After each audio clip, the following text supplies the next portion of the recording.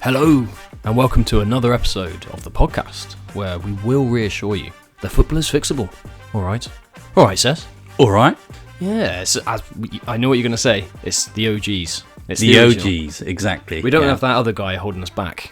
The second in command? Yeah, no, I think he's all right. I don't think you're third. I think you're second in command. You know I'm the leader. You're the only one that doesn't get along with the two of us anyway. Me and Dan get along fine, and then you're just kind of getting in the way. But that's like in any workplace, you know, it's always like the manager who people don't like because they're in charge, right? So you and Dan just conspire, don't you? You like to get together and sort of... It's almost because the power you don't have, you have to give each other power and moan about it. Is it? Because it's, you know, it's almost like you're rebelling in some way. I don't know what I'm paying you for, to be honest. Anyway, well, hello everyone. It's another week of football. We've just witnessed the weekend of, was it the 5th round of the FA Cup? Something like that. There's a lot of rounds, aren't there? I always seem to find, it's another round, is it? Not the quarterfinals yet. No, another round. Yeah. Oh, yeah. It's going to be the quarterfinals, isn't it? Because Villa went through on Friday night. And there's a 6th round, though, isn't there? And then it's the... Oh, is there? I think so. But this is what I mean. This is the number one football podcast. Yeah, we know what we're talking about. But the FA Cup did throw us up. Threw us a bone. It threw up. It threw up. Oh, it wow. threw us a really cool little nugget that we're going to talk a bit about, and that is our first topic of the news, Cess. Yeah. And that is that they trialled semi-automated offside technology, or SAOT. Yeah, I said before, didn't I, when we did the, I can't remember which episode it was, but when we first spoke about SAOT, and I said the one big problem is that they haven't got a proper acronym. You can't call it SAOT, can you? SAOT. Yeah, it sounds like some sort of weird ingredient you put, or vegetable or something. Yeah, I think we could have come up with a better one than that. Technology of offsides... I'm trying to change it so that it's TOSA. Oh, TOSA. Oh, that would roll off the tongue a bit easier. Yeah, offsides of semi-automation or something. So TOSA. There you go, FIFA. That's another one there, free of charge. Yeah. Yeah. But I've got to say, actually, we've done this before. So we're kind of revisiting this idea of the VAR system, because we looked at it, first episode, and I'm getting a bit bored now. I've been so pro and so defensive of VAR. Yeah. You love VAR. It's gotten to the point, it's just tiring now. How can I keep defending the people that keep making worse and worse decisions? Incompetence, basically. That's complete what you're incompetence. But it's because, as you rightly said before, it's not the technology that's the problem. It's how they're using it, isn't it? Exactly. Yeah. They can. What they're doing now is they're trying to improve the technology, but the problem is the people are still behind the technology. Semi-automated, the reason why we kind of like the idea was that it slowly takes away the human element, doesn't it? Like, we just can't trust the referees. You can't seem to trust the refs. There was a game a few weeks ago. I actually saw a quote. You know, they do the mic'd up with Howard Webb, and there was a bit where it had, I don't know if it was Anthony Taylor or something like that, where he made a decision. It might have been a Palace game or something. And it was where he said, it's all right, if I've made a wrong decision, VAR will correct me. The refs genuinely, I'm sure we said this last season, I thought this would happen, even though people said, no, VAR's definitely improved. And the refs are behaving differently now. Because people were saying to me that, but without VAR, the refs would still be this bad. No, they weren't. They would make more decisions and take more responsibility. I think you're right. They would take more responsibility. I still think that they are technically just as bad. I wouldn't say just that, they're getting better or anything like that. I would say they're just as bad, because most of the time when VAR gets involved, they actually do get it right, don't they? It's something like a 96% accuracy. The 4% is usually howlers, and they're the ones that a human could just look at it and go, well, that's obviously offside or handball or whatever. But then that's when VAR and the referee decide to get it wrong, every time. Bonkers, isn't it? Absolute howlers. It's interesting you mentioned that 96 or whatever it is %, because they throw this around. I don't agree with that. I think that's a problem as well. I know we're going to get... That's a bit of a Trump-esque thing. Oh, right. I don't believe that fact. and they're not even a good guy. And, I'm a much better person than him. Anyway, God. No, but in terms of that 96%, they judge that those subjective decisions they've made were correct. So how can they put a 96%... When it's a binary decision, the offsides, and we're talking about semi-automated and stuff, I can understand that. and goal line technology and various other things. When it's like that, it's fine. But when it comes to, oh no, that was a bookable offence, or that was it'd be a red card, wouldn't it? If it's that's what VAR can intervene with. How can they say that? I mean, they did come out a couple of weeks ago. We talked about the Miles Lewis-Skelly one at Wolves, that they stood by and backed Michael Oliver, and then overturned it. Arsenal won the appeal to have him, to get the card rescinded. So, and that was a subjective decision. So some of these decisions that they're saying they got right, I think some people don't agree with. So the subjective ones, I don't know how they can say 96%, because there's always that grey area with a lot of them. But anyway, the point is, semi-automated offside technology has come in, which I think, well, for the FA Cup anyway, they've trialled it. And so far, it seems we've been looking up, haven't we, reports-wise? There haven't been anything sort of notable. We haven't seen any reports, which is a good thing. We're taking that as a good sign, aren't we? People are very loud when things go wrong, especially with VAR. Exactly. Yeah, anything to do with the refs or decisions and things. And we haven't heard anything so far, point of recording. There's still more FA Cup games to play yet. But hopefully, all being well, that'll be one thing that we can take off of referees to some extent. And see, you're sounding more positive about VAR now. Yeah, I think there's hope. I don't know. I just feel like there's moving forward into the future. There's just something which. No, there's no hope. There was hope a few years back. It's been 7 years. That's what I'm saying. Last season, you were all for VAR, and I was against it. I was so, for ages, I was saying, wasn't I? The thing is, the problem with me is that I watch other sports, because, I'm more worldly, I know a lot more than you do. You watch the cricket, the boxing, and the rugby. And amongst others, But, you watch snooker and then go, oh, yes, I watch lots of sports, I do. I will occasionally watch snooker. I love watching snooker, it's brilliant. Yeah. However, I see in other sports how well it can be done, and then in football they go, we'll use that in no way the way that they use it. We're going to come up with our own rules, like a mistaken identity. When have we ever called out for mistaken identity? There was one time, it was Arsenal against Chelsea, and they sent the wrong player off. Yeah. And since then, it's now one of the 4 fundamental reasons that they needed VAR to come in. It's pointless, isn't it? I don't think it's ever happened since. But, no. In other news, there is, because we are going to get onto that today, there's another big piece of news that you sent over during the week, Sess. Do you want to bring this up? Yes. Well, this is actually something that is very unique to us as the Football is Fixable All Right podcast. Yeah. We've said many, many times, almost on a weekly basis, that we've got proof that other people are stealing our stuff. And it conveniently only happens after our episode's been released. Yeah, it? So that no one will be talking about a certain subject. We mention it, and then lo and behold, next week, Talk Sports on it. Yeah, and our regular listeners know this, because we bring this up. It's almost every week. Yeah, all 3 of you know this. So they're 3 very loyal fans. Okay? Yeah. So this is news about 4 new football rules that FIFA are going to study from March. Now, I don't know what they mean by study. I'm assuming they're going to trial it out in certain leagues or something. After you sent that over, I sort of had a quick look around, and it's several sources that were reporting this. But what I saw was that FIFA is going to meet, and you say study, maybe discuss, with IFAB, the International Football Association Board, to talk about these 4 things, basically our 4 suggestions, basically. Well, yeah, that's the thing. So they haven't sent us an invitation yet, but I'm assuming we're meant to be there. So if anyone knows where this is being held, let us know. We'll get on the first megabus. I did.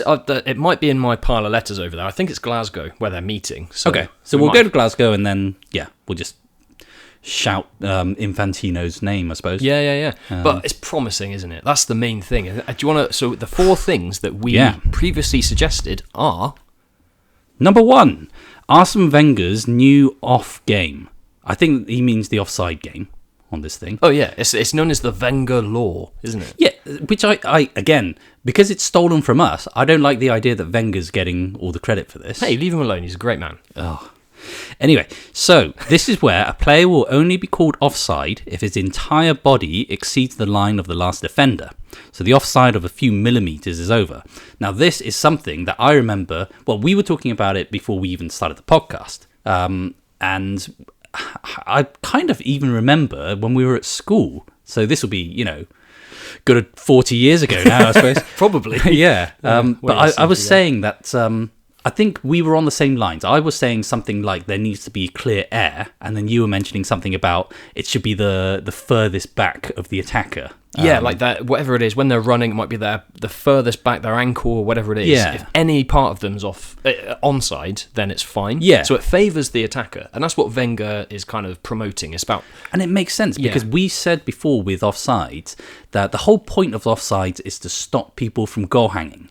And if a toenail is offside, that's not goal hanging. It defeats the purpose, doesn't it? Yeah. Yeah. So, and we want attacks. We want there to be.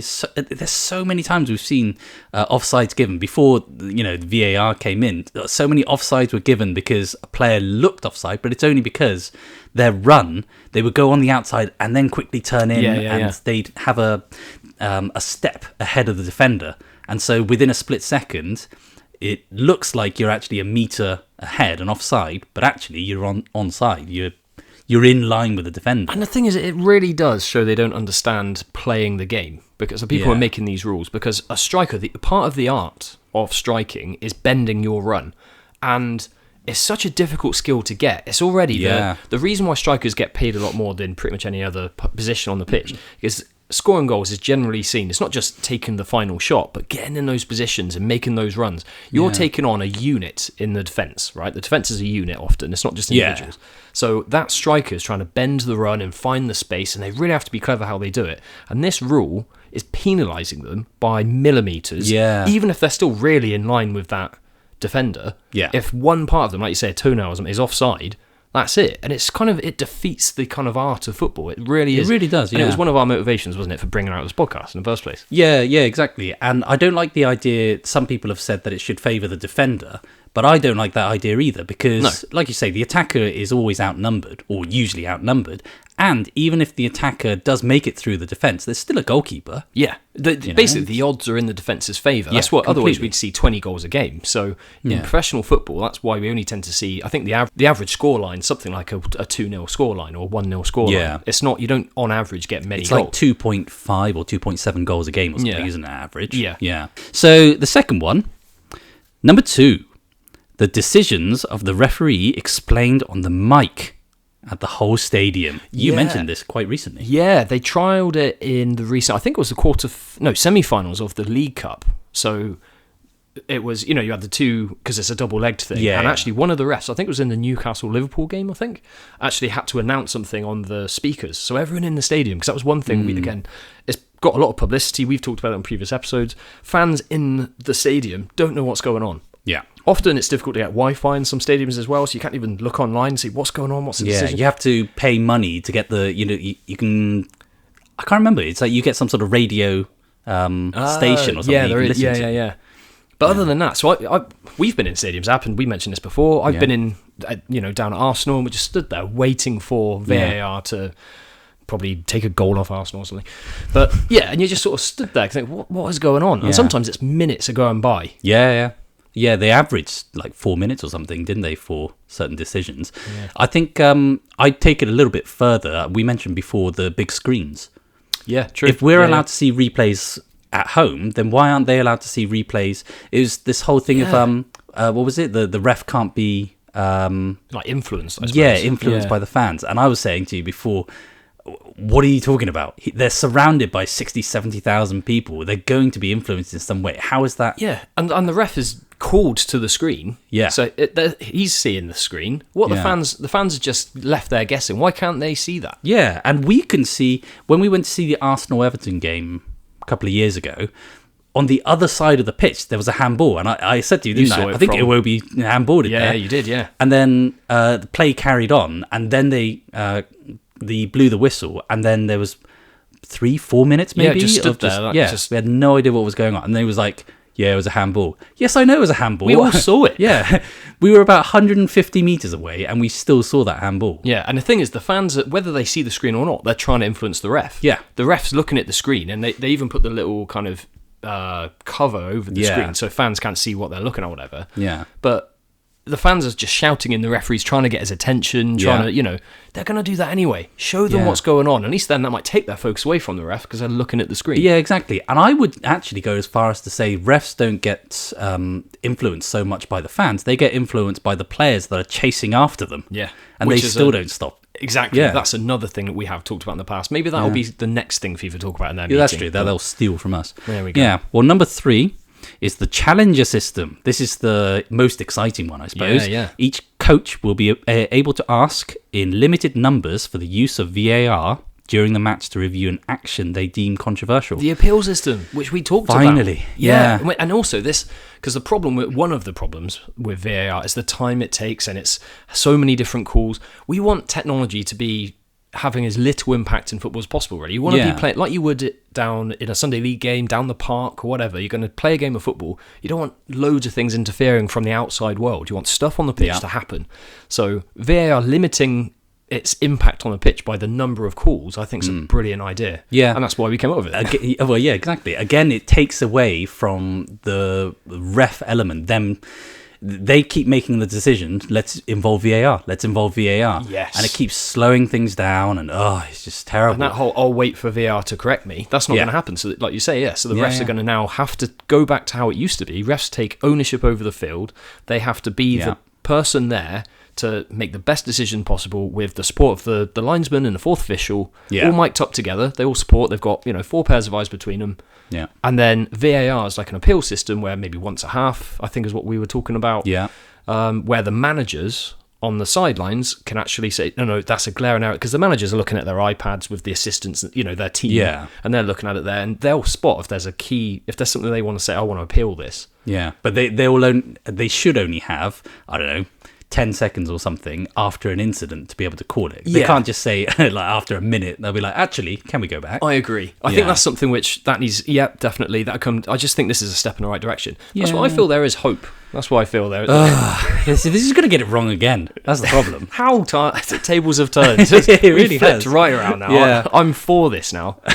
I said on a previous episode that football basically isn't what it used to be. And I think once I flicked that switch, because football was better growing up. I'm just saying that. I see a lot of this online as well. Don't you just miss it when you could have challenges and the refs just, I mean, I do remember there were so many times when we were playing Sunday League that we kept on getting called offside just because whoever's the lines person was so overweight they couldn't keep up with us.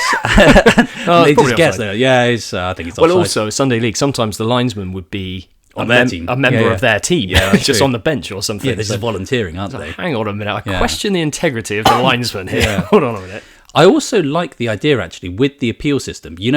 One of the biggest arguments against VAR in general was that you can't celebrate goals anymore. I think John mentioned it. Whenever you score, you just have this feeling, they're going to check it and have to wait and stuff. With the appeal system, I think it could bring a different edge to the game. I said to you before, in rugby, it's actually quite tense and stuff. So if there's an appeal system where you're only allowed one appeal a half, for example, you could celebrate the goal, but then if it looked iffy, you could already be thinking, please don't appeal, and then you could be relieved when they don't appeal. Or if the appeal comes in, all of a sudden it becomes tense. Or the other way around as well. So if you think our player got fouled and you think, that's a penalty, appeal it. And then there's just a new element where you It does, yeah. I think, a new element of entertainment, which is what football's all about. And the fans, and you mentioned rugby, I think tennis is the same, isn't it? 'Cause you can see if it's in or out of the... And cricket as well, appeal system. And the fans are looking at it and it gets the tension in the audience, in the in crowd. Rugby, I don't know if it's every stadium, but in Bath Rugby, they have like a heartbeat noise that comes out. So it builds attention and stuff. It's brilliant, Well, number 4, the referee will be able to stop the time. Or as I said in rehearsal, stop time. They're able to stop. It's fortunate that FIFA can give them that power. to be able to stop time. Yeah, it's one of the Infinity Stones, I think. So the referees will be able to stop the timer to study a litigation situation. In case of a major injury, goal, avoid many football, blah, blah, blah, blah, blah. So, brilliant. Yeah, I think this is a brilliant one. I mentioned this a while back. I can't even remember. Stop the clock. Again, it's about your rugby comparison. I think it was season 1. Yeah, I can see the point. And what I was saying earlier really is once you flick the switch and know that football is not what it used to be, then it's easier to accept that these changes need to happen now, because they've already started changing football over the last decade or whatever, with the goal line technology and now VAR and all this kind of stuff. Football's a different game now. Also the refs' softness when it comes to challenges and stuff and things. Just people who are still resisting technology, I think you just need to accept football's gone the way it was, But It's definitely gone, yeah. Let's make it the best of what it can be now, of what it is. I think that's... I know. Well, we'll be waiting a long time. It's the simplest of rules. I know. It's just we gave it to them. We gave it to them in season 1, and we revisited in season 2. Only now are they starting to go, we'll start to study this. Yes. And you know it's going to know. Yeah, we but absolutely at least know they're this. studying it. Imagine stuff we suggest now. They'll be studying that in 2 years. Hawkeye in cricket, when that first came in, it was controversial because it's this idea LBW is completely subjective. You know, it literally leg before wicket. You're just guessing whether the ball would have hit the wicket. For those of you that don't know cricket, and it's completely subjective. So when it first came in, people were like, "Really? I don't know." And then within a month or something, instantly, that's fine. We'll just completely agree with that. It's part of the game. That's the thing. If it works, if it proves that it works, even I'll call them the traditionalists, and that's what I was. Like I say, but once you accept that the game's changing, it can change it's a different game, but it can still be enjoyable. And that's what I think football needs to be now, because this middle ground where they're just doing things slightly differently but wrongly, it's too late to go back. It's too late to go back to what was before. Yeah, well, I don't know. I think if we put a stop to it now, so that they don't keep making things, I feel as though they can start to make things worse. God, you're so grumpy. I know. I'm a modern traditionalist, I suppose. Yeah, you are. You flipped around. Yeah. You flicked my switch. That was the problem. Ah, right. Yeah. So now I've just got hope. I think I was just so disheartened by what had happened to the beautiful game. Yeah. That now that there's the hope of some change and improvement is just getting me excited. So yeah. All right. Well, let's get into the episode then. All right. Here is VAR Wars: A New Hope.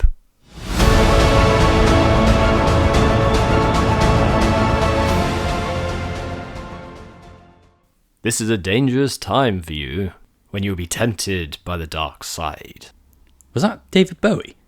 That was Alec Guinness from, VAR Wars. Star Wars? VAR Wars. You know what Alec Guinness sounds like, right? Yes. That's Jeremy Clarkson. Jeremy Clarkson.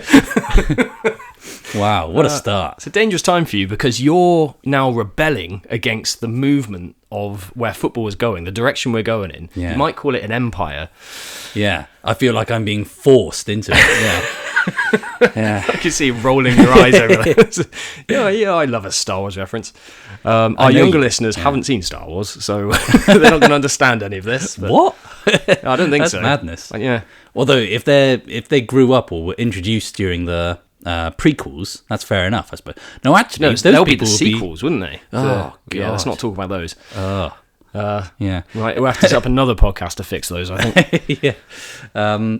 So, how do you think VAR has worked so far? Right, okay. Well, I know even across this season on previous episodes, haven't we? We've kind of criticised it, but I'm kind of... I've swung around to your side of things because it can work. The technology. If only I stayed on my side, then it could have been like, "Hey, welcome." You've been twisted by this. Yeah, that's the thing. I don't know if it's just this sense of optimism in me now that the fact that FIFA and IFAB are sitting down to talk about suggestions that we've been advocating for, and I'm feeling positive. I think football, I just hope it doesn't stay like it is, basically. So yeah, into your question, what's that's it like actually now? something that we both agree with, and what we both agreed with pre our switch. We always said that the one thing we both agree isn't working is exactly what's going on now. It either needs to go back to the way it was, or it needs to change in the future. Yeah. Where we are now, this middle ground isn't working, and we're still saying that, but we, like you say, we flipped, we flipped over.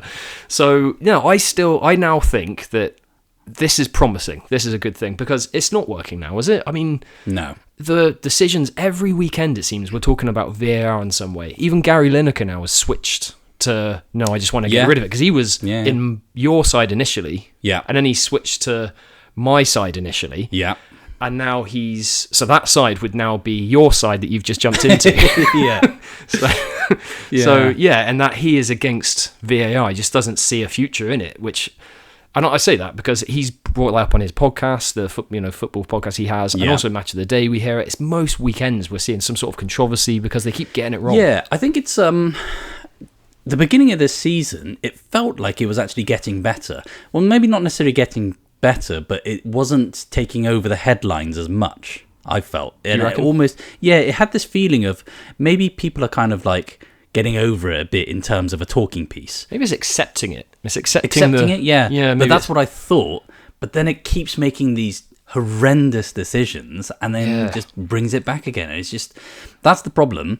That, however, I know we're saying that, I think one of my talking pieces advocating VAR was that it can always improve in ways that humans can't. We can have better referees, but it won't be a match to what VAR can be. Yeah, you know? You could improve the process, which will help the referees to... But however much VAR can be improved, unless it becomes fully automated, or at the very least, everything could become at least semi-automated, unless that can happen, which I don't think it can, you're still relying on these referees. And I think until we fix the referees, which we've tried to do, but they've decided not to go. Maybe that will be in their their next meeting with IFAB. They'll fix the referees there. Yeah, well, once we're finally invited, we'll probably have to bring it up, one of the chapters. We just need to play our episodes. We'll sit there, open a laptop up and press play. True. And they can all sit there on the table. Oh, And they'll all pretend like they hadn't listened to all of our episodes before. Oh, yes, the podcast we haven't heard of and... discuss the ideas from. Yeah. The thing is, one key reason I was against VAR was, I mean, there's several that we've already mentioned, but it's about taking the art. Football's meant to be a beautiful game, and that's because it's imperfect. I like the fact football's but there are decisions that the refs are going to get wrong. Like when we were playing Sunday League, and you accept it. You might argue at the time, but... Pretty sure it was... Our Sunday League games were not an art. I just got to say. Yeah, they were. Art's a certain point of view, Anakin. Don't make me kill you. Yeah, you might have to, actually, these references. But no, in terms of the point of view of... the referees, I like the fact that it's imperfect. There's always going to be a bit of debate, a bit of discussion, right? Before VAR came in, I still stand by the fact that I wasn't as annoyed as I am now each weekend when there's another howler. You'd see something crazy a few times a season where, remember, was it Roy Carroll? It was a goal line technology situation. Before goal line technology, Roy Carroll from Man United at 2005 or something. And it was like 2 yards past the goal line in the net. And he scooped it out and the linesman somehow missed it. You know, you get these stupid ones like that. I remember that. Yeah. Remember that? And the Spurs from like the halfway line. Yeah, you had a shot from the halfway line. And you get these crazy ones there, and you get the mistaken identity, like the Arsenal-Chelsea game. And, but these are kind of... Okay, there's going to be people, shouting at their headphones or whatever now, listen to this. No, there were more red cards, it would be stupid decisions and offsides that were... And yes, that would happen, just like it would if you were playing football anywhere. It doesn't have to be all... it doesn't have to be perfect. That's not what makes football great. That is perfect. The game's full of people, and it's humans that are doing these things. And I think it's just one of the reasons why football's not as good these days, personally. So this move to using technology in the way that they're discussing doing it is giving it a bit more of that imperfection. The fact that VAR won't intervene in every decision, if they do go ahead and implement it, it will be on that appeals process, for example, means that most decisions will be human-made. All right, instead of resorting to the VAR in the process and whatever else they're going to do with it. So most of it will be on the pitch under the circumstances of that game, rather than interfering from outside or somebody down at Stockley Park or whatever it's called. Yeah, but that's the problem I have with it, is that it basically means it doesn't matter what the technology is. If it was the technology that was brought in at the start, 7 years ago or whatever, compared to the technology now, it's still the same people. And it's the same standard of referees as well. The referees, we know, haven't been improved. And if anything, because of VAR, they could have gotten worse. That's what, and I think they have got worse, personally. Exactly. So because of that, I don't think the outcome will really be any different. But I wonder if VAR is hindering them in a way. And partly because they can resort to it. It's all right. Like we said earlier. Yeah. Oh, VAR will correct me if I'm wrong. I think there's part of that where they consciously have kind of got worse because they think that VAR would just correct them if not. That's not what we need the referees to do. They need to take authority on the pitch. No, we did say, though, I mean, I don't mean to defend VAR after attacking them in this episode, but we did say, didn't we, that the standard of refereeing actually went down before VAR anyway. Yeah, it has. I mean, I think part of that, again, is the rules, though, because, softening up to protect players, the fact that they're giving fouls and yet... before VAR came in, you see Bruno Fernandes dive. Every team, pretty much every player dives these days. Whereas 20 years ago, you get 1 or 2 per team, like noticeable. And they would get mocked. They would get mocked by everyone. Now it's just accepted. We were watching the Euros. I can't remember when the last Euros was, 2021. And I remember there was a point where someone went down, got a foul. Everyone just kind of carried on. The commentators, they were just saying, "Oh yeah, it was a foul," and we were both going, "That was a clear dive." Yeah, and it's almost become accepted, like you say. The players, the fans, everyone just kind of, and that's the most depressing part of it. Yeah. So I have to say, there's been a slight improvement that they've, at least in the Premier League anyway, they've tried to allow the game to play a bit more. It's not quite like what it was, but it's still. The refs are saying, "No, get up, like you're going down too easy," kind of thing. Yeah. It's still not as good as before, but that's a start. I don't think the refs should be telling them to get up. I think it should be a yellow. Yeah, I don't care even if it's a second yellow and it ruins the game. They have ruined the game by trying to cheat. Yeah. They're playing a sport where you're meant to be a sports person, a sportsman, sportswoman. The idea is you are competing under the same circumstances. These are the rules. Yeah. You're trying to bend the rules by cheating. And this is, we've had topics and episodes on all of this before, fixing diving and stuff like that. I just feel that these steps will help Howard Webb, as the head of PGMOL, sort of hopefully keep football heading in the right direction. He still has good in him. I believe it. Oh, I've thought that for ages, and I've held on for it. It's just I can't see there being any improvement without the referees' improvement. That's the biggest problem for me. It's the human element. The human element, and we said before that the standards of refereeing has gone down. So I think even if the refereeing standards have kind of exponentially gone down because of VAR, which I think we both agree with, even then, it was still going down beforehand. So I don't think it would have mattered anyway. And I don't think, even if at the beginning we were given the kind of technology we have now compared to 7 years ago, I think still there'd be loads of problems, because how many times do they have to spend 5 minutes looking at the same replay and go, right, we've made a decision, and the decision is we don't know, so we're going to ask you back on the pitch, referee. I mean, that is ridiculous, isn't it? You hire people and all this technology to make a decision, and half the time they can't make a decision, and they go back to the ref, and the ref has to choose on this tiny little screen. Why it's so small, and also he doesn't always get the replays that he wants. No, it's not even that angle that you want to see. Yeah, and they try to hide it with the I don't know what it is, like little plates on the sides. But the thing is, there's so many cameras behind him, everyone can see. Everyone around the world's looking at him. Yeah. Look at this tiny little screen. Yeah, I am happy though. The one thing I'm happy with is that finally this is proof that not only are our theories being stolen by other podcasts and stuff, this is actually something where it's being stolen to potentially be implemented. Yeah, that's something different, isn't it? Yeah. Ultimately, whether it's directly from us that football gets fixed, or whether it's just us influencing other people, I don't care. It's for the good of the game. It's the greater good. The greater good. Exactly. Yeah, exactly. And I think it's fair to say that our regular listeners, all 5 of you. It's up to 5 now. Yeah, brilliant. Yeah, we got 2 just then. Actually, I don't think I told you this. Just a quick side note. We have now got a listener in, I think, South Africa. Oh, really?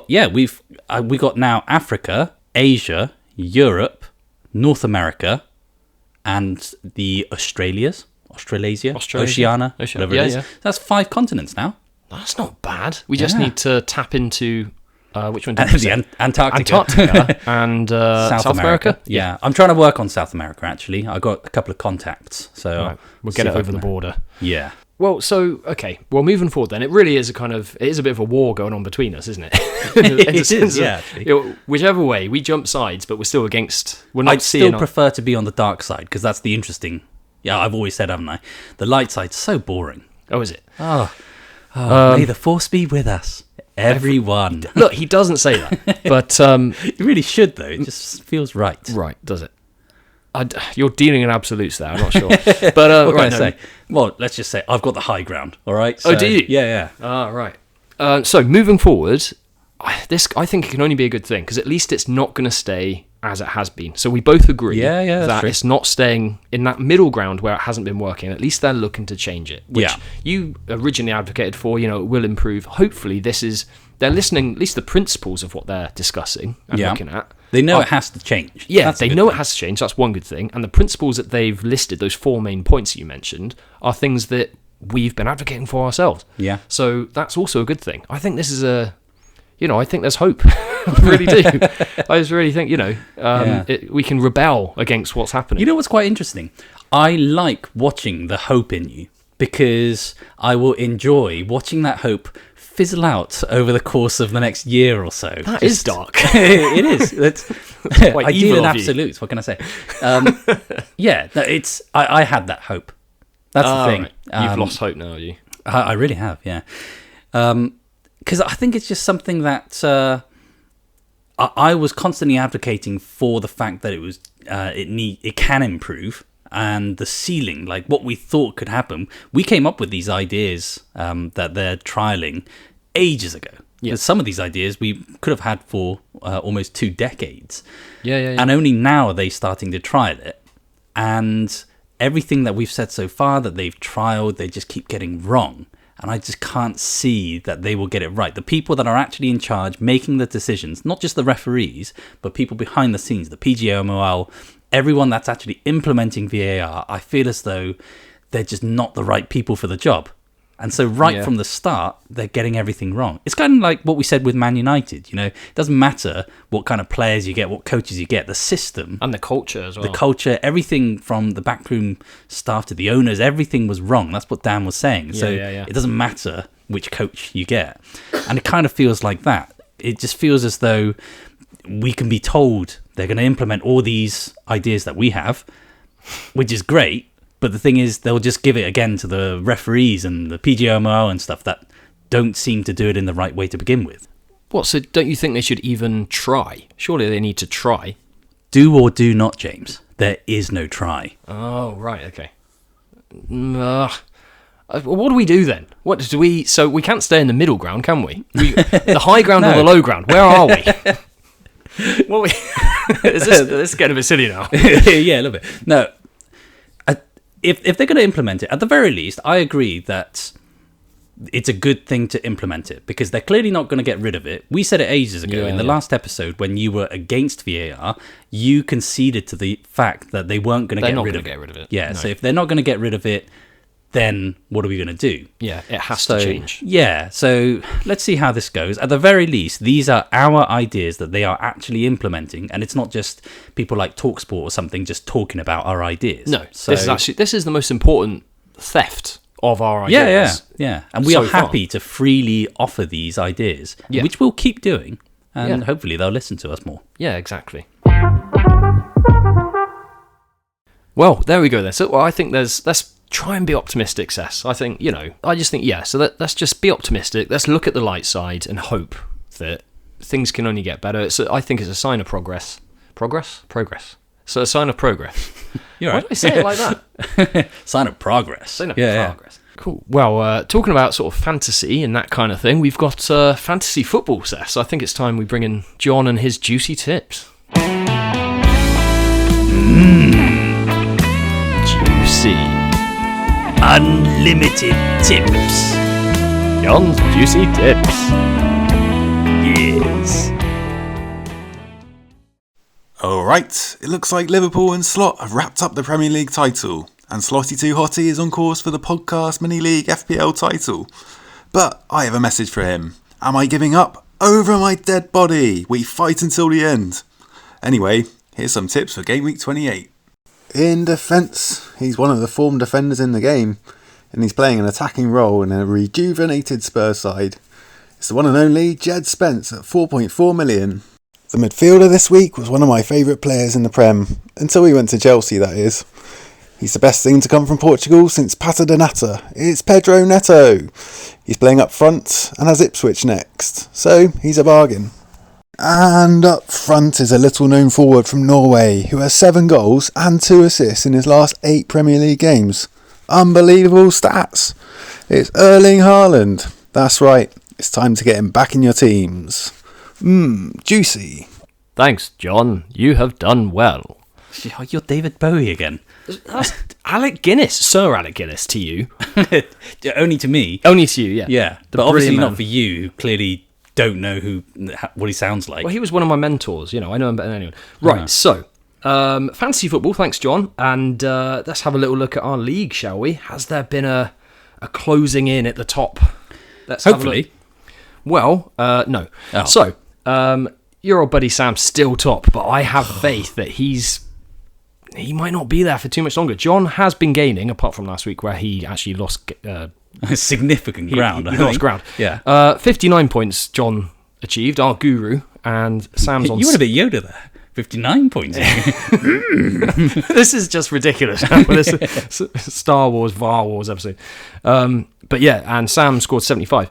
We've got Restored by Jack in third place. We mentioned him on the previous episode. Is on 70 there, so he outscored John as well. John actually hasn't had a good week. No, I went from 16th to 14th, so I'm getting a little bit better. Yeah, true. I know I was catching up on Dan, breathing down his neck. So Dan's on 28. I'm still on 31.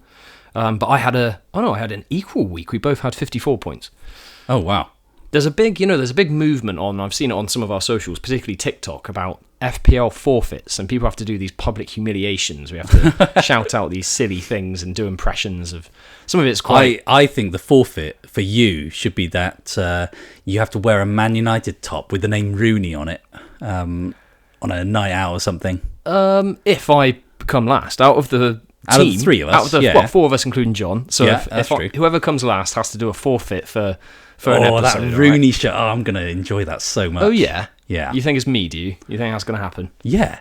I'm gonna have to start trying now. I know. I deliberately was bad just to let everyone else. Right? Yeah, give everyone else a chance. But now it was. I'm gonna have to start trying. You wait. So we've got 12 games left or something? Is it? Yeah, it's something like 14, 13 games, Yeah. something like that. And I've got that time left to turn things around. Well, there we are. What that could be a momentous episode, a topic that I think it's showing the impact we're having, Cess, on football. That is true. We just have to wait and see to when it's fully operational. Have a good week, everyone, and it's goodbye from me. And it's a goodbye from me.